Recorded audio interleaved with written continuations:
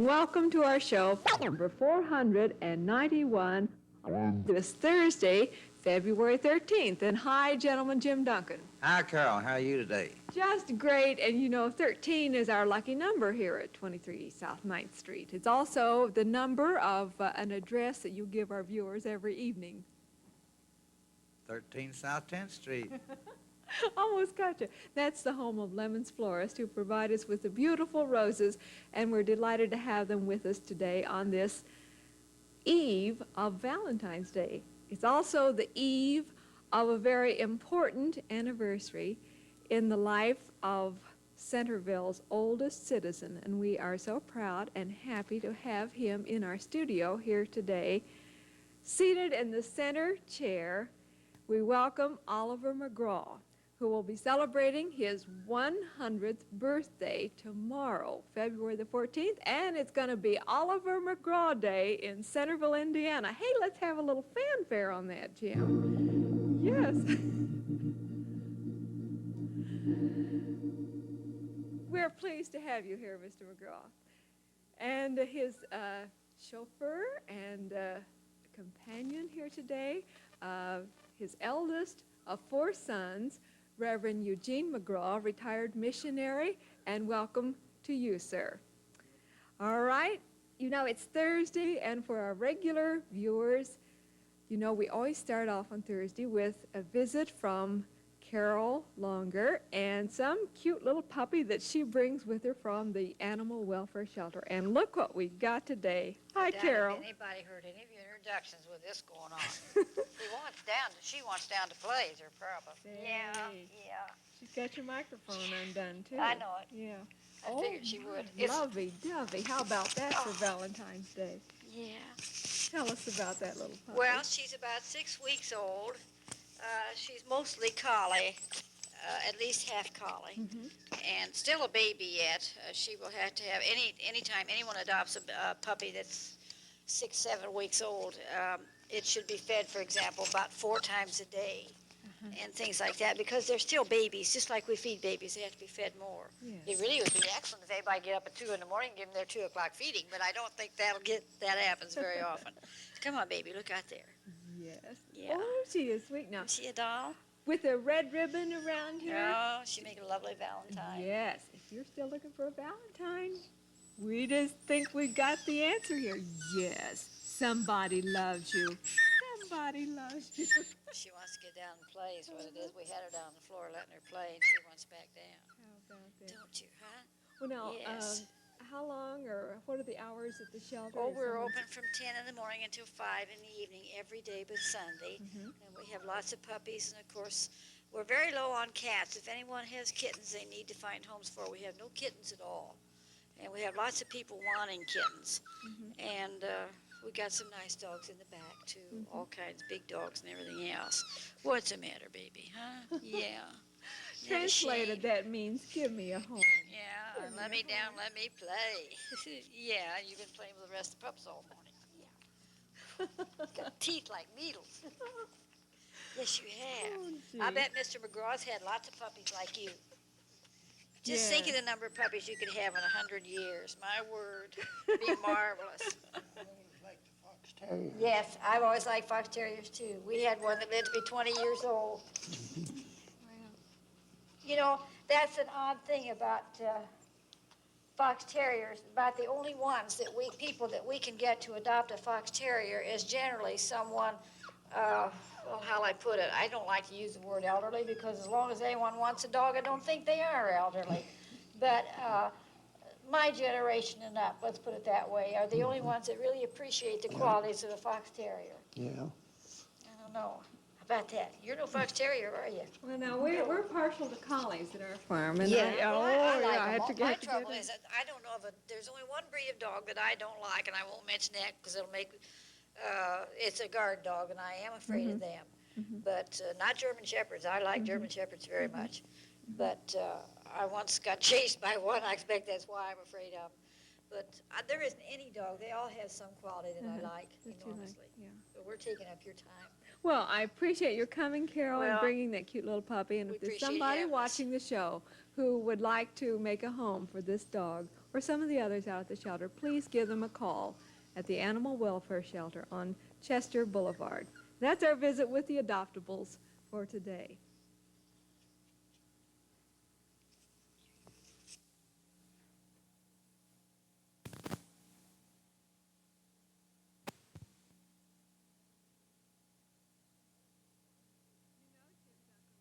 Having so much history on the show lately, don't you think? I think today's been history. I mean, this whole week's been history week, just about it. It really has, because we talked about the Bicentennial Commission, you know, and they're getting the flag up at Old Newport.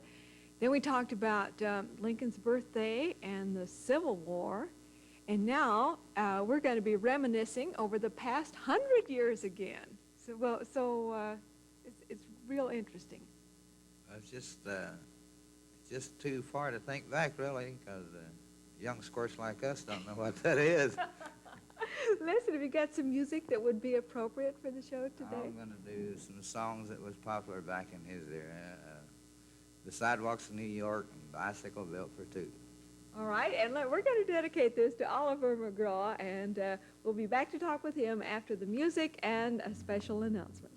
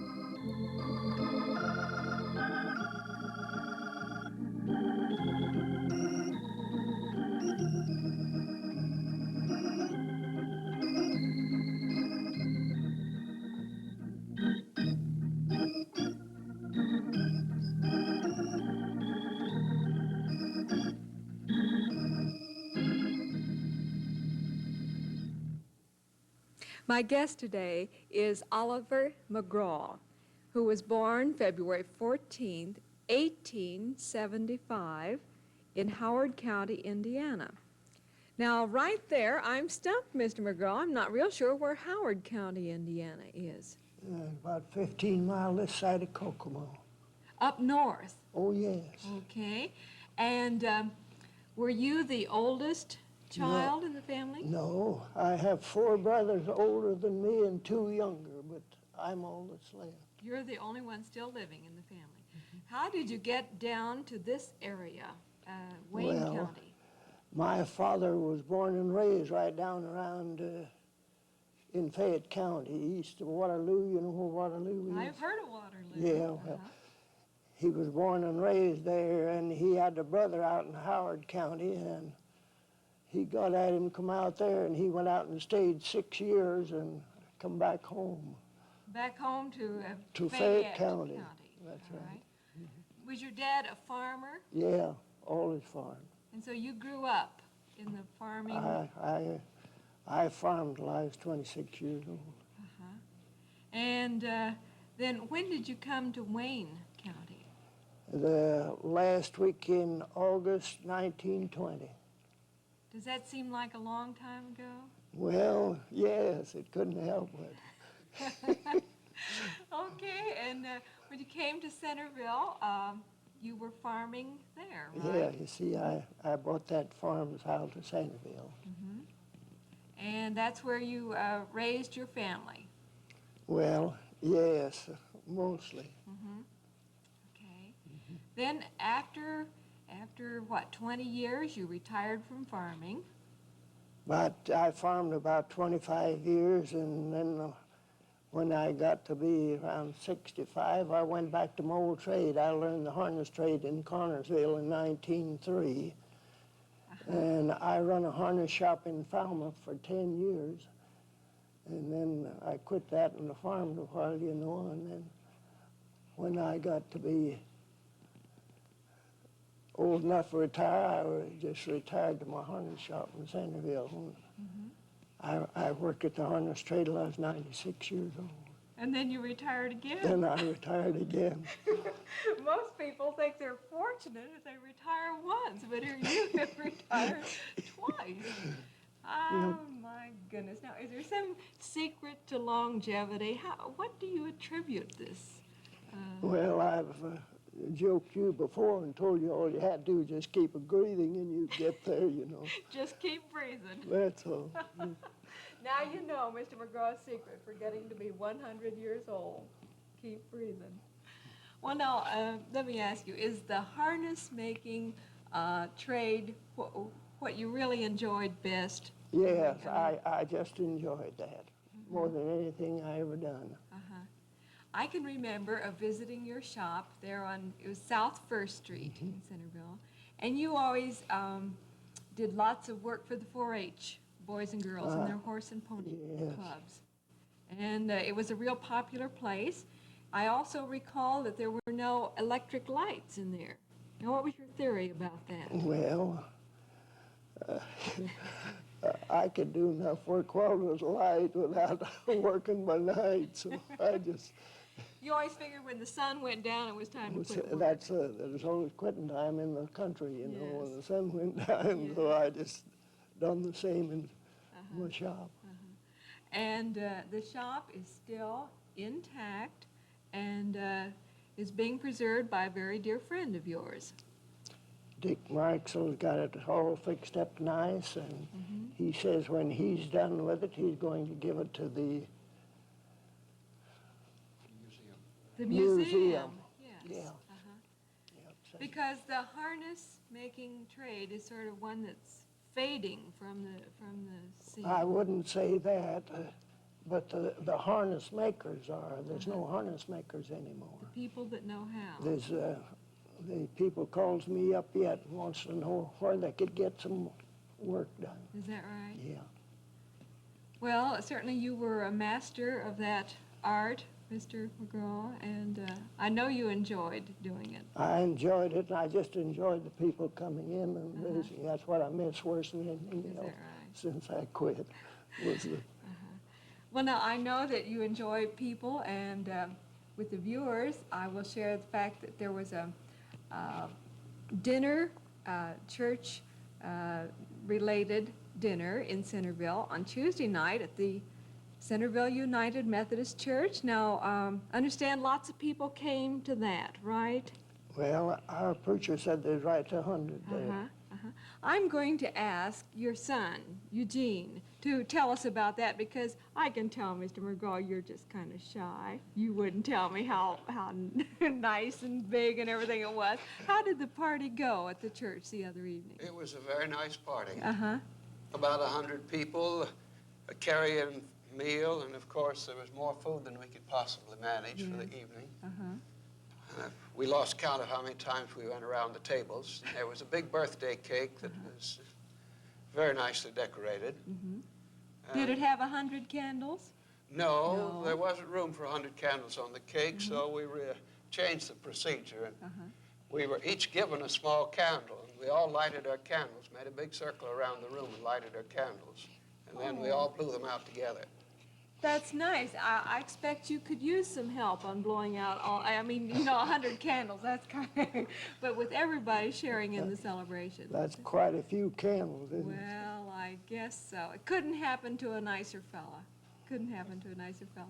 We're reminiscing here with Oliver McGraw, and we're going to pause now for some music and a special announcement. Then we're going to come back and ask him to recall with us some important events in the last 100 years. You see, he's the expert, and we've got him here. We're going to ask him a few things. So let's have our message now from the folks at Centerville Feed, Grain, and Hardware. Our guest, Oliver McGraw, who lives at 210 East School Street in Centerville, lived with his wife, Ina McGraw, for some 68 years before she passed away in 1972. And Mr. McGraw is sharing with us some memories that he has, which hardly anybody ever reaches. You know, 100, the century mark. This is really tremendous. Now, when you look back, what are some of the highlights, or what are some of your memories that you could share with us, Mr. McGraw? About the biggest change I know of was in transportation. When I was about 8 years old, I seen 3 covered wagon loads of travelers going west with 4 to 6 oxen to the wagon. Nowadays, Covered wagon. nowadays they'll get a house on wheels and away they go. Still going west and north and south and east. Yes. Now you, I suppose, drove a horse and buggy. I drove a horse and buggy till I was 40 years old, and then some. And then you got your car. Have you ever flown in a plane? Oh, about half a dozen times. You have a son who's a pilot. I have a son who's a pilot. I've been up with him about 6 times. Uh-huh. All right. Now, are there other changes you've noticed? What about the quality of living now here as compared to what it was? Has it improved over the years? People eat a whole lot different what they used to. Uh-huh. For the good? Well, yes, I think so. Uh-huh. Now, you may laugh at it, but when I was a kid, my mother would make a great big pot of potato soup, and we'd have potato soup and crackers for supper, you know, just lots of nights, or mush, you know. Mm-hmm. You had fresh milk right there on the farm. We was on the farm. I had all the fresh milk we could use, and our own butter and chickens and meat and everything like that. Now, you've never had to watch your diet, have you? I mean... Not very much. If I could just find something to eat, that was the main thing. Well, listen, I just found out since you came here on the show, too, Mr. McGraw has all his own teeth at 100 years, and this is tremendous. Have you been using Crest or some of these fluoride toothpaste? I wouldn't use Crest if they'd give it to me. I don't like it. They sent me a sample, and I don't really? like it. Really? Well, Now, that's a good... that's a good plug. Anyway, you're living proof that whatever you, I mean, it's really done the trick for you. And you still got your own hair, and... Yeah, a few of them. Mr. McGraw, I think I know. You are a church-going man. The church has certainly played a center part in your life. Is this true? I commenced going to church and Sunday school before I was 7 years old. And I always liked to go to church, and I still do. Yes. I don't aim to miss very much of it if I can help it. Well, they're very proud of the fact that you're the oldest member there in the Centerville Methodist Church, and I know it must give you a great deal of pride to have a son who has devoted his life to the ministry. And sometime we'll have to talk to him about his work and in Malaysia and everything. Right now we're talking to Oliver McGraw, who's going to be 100 years old tomorrow, February the 14th. Now, I ask you, do you remember the big flood of 1913? What recollection? I sure do. Well, there was just a lot of water, about all I can tell you. You know where Connersville and East Connersville, there's a strip across there. Well, the water went across there, and that was before that big fill was there. And the water went across there, well, I don't know how many feet deep, between the bridge and 5th Street Hill there. I was asking you, too, do you remember our ration stamps in wartime? Yeah. I remember them in World War II. Now, did they have them in World War I? Well, I wouldn't say sure whether they did or not.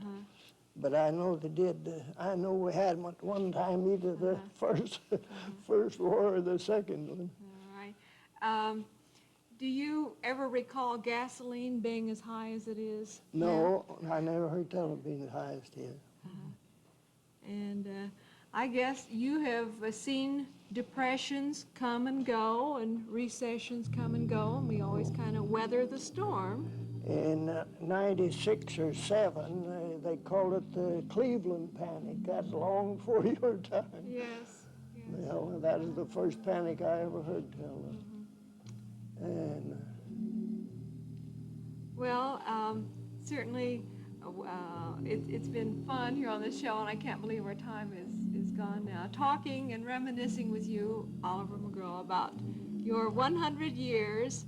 They've been happy years and full of many good things. It's nice of you to come, and Eugene, I thank you very much for bringing your father. And I must say, we're pleased to have also here in the studio your son-in-law, David, David Yeagerlater. from Massachusetts. Yeah, thank you for being with us. And I want to invite all the viewers who would like to meet Mr. McGraw in person to come to an open house that's being held for him tomorrow at the Centerville United Methodist Church in Fellowship Hall between the hours of 2 and 4. And everybody's going to be there to wish him well. William Tharp will present him with a resolution saying that it is Oliver McGraw Day in Centerville, Indiana on February 14th. I'm going to send this handmade candle home for the celebration, and I want you to light that. Maybe? Huh? For me. I'm also going to send... you want me to take that home with me? for the big celebration, yes, sir. And I want you to take the roses from Lemon's Florist. We'll be thinking about you tomorrow and wishing you well. Thank you. And now it's time for me and Gentleman Jim to say thanks for being with us this evening, and we invite you to join us tomorrow. We'll be talking with Ed Lohr and teachers from the Richmond Community Schools about the art program in their departments. So until then, have a pleasant evening. Carrol Rhodes saying thank you and good night.